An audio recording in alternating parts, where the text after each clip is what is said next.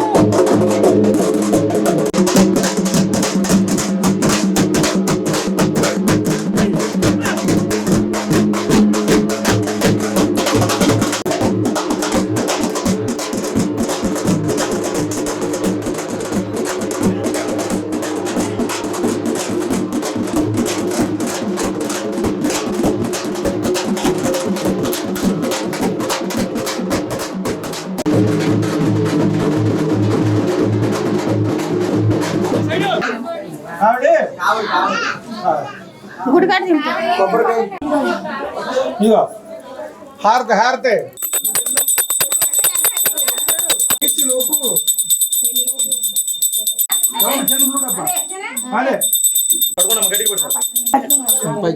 మనసులో కోరిక దండం పెట్టుకుని హారతెత్తుకున్నాం మంత్రం.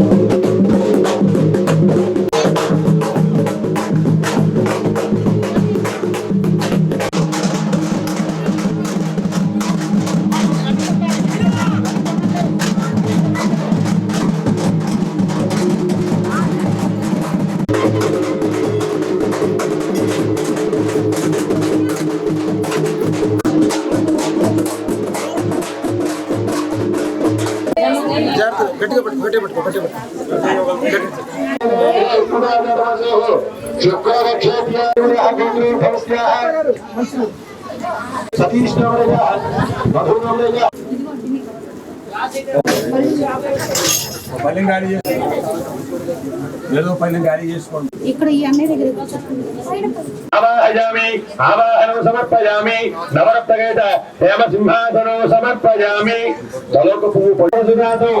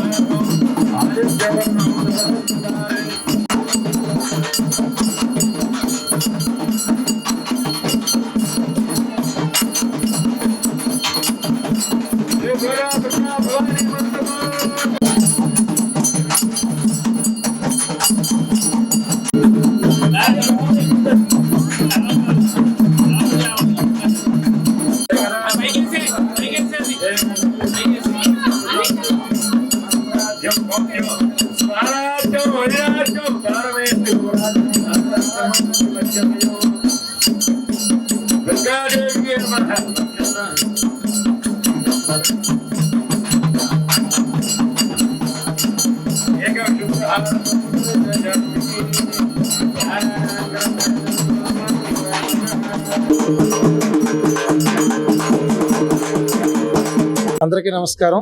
మరి రాజీవ్ గురుకల్ప కాలనీ నందు వేయించేస్తున్నటువంటి కనకదుర్గమ్మ అమ్మవారి ఆలయము గత కొన్ని సంవత్సరాలుగా వివిధ కార్యక్రమాలతో పాటు ఆషాఢ మాసం రావడం ప్రత్యేక విశేషం. అలాగే ఈసారి ఏలూరు గ్రామంలో ఏలూరు జిల్లాలోనే జరగనటువంటి అమ్మవారి తెలంగాణ సంస్కృతి సంప్రదాయంలో భాగంగా అమ్మవారికి బోనం సమర్పించడం మా ఇంటి నుంచి మొదలైనది.